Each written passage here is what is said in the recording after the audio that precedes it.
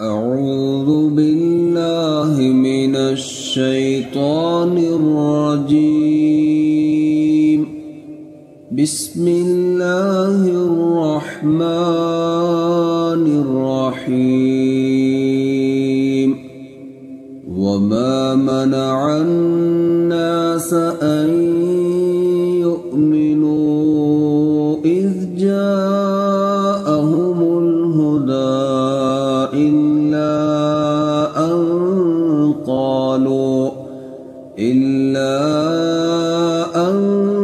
قالوا أبعث الله بشرا رسولا. قل لو كان في الأرض ملائكة يمشون مطمئنين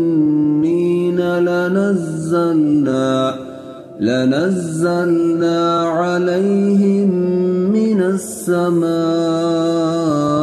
ملكا رسولا.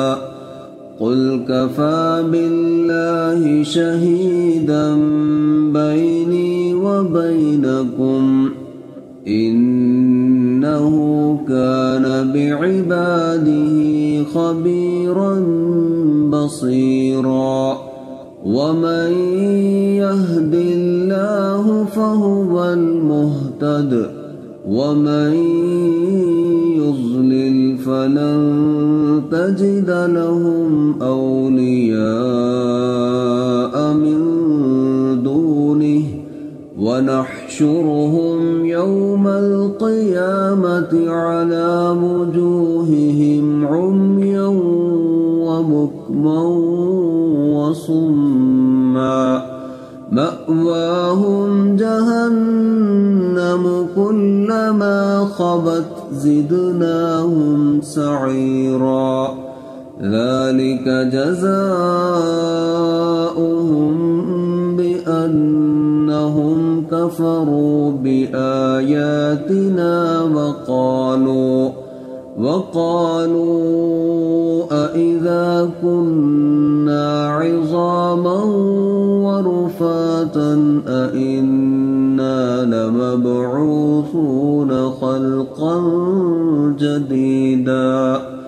أولم يروا أن الله الذي خلق السماوات والأرض قادر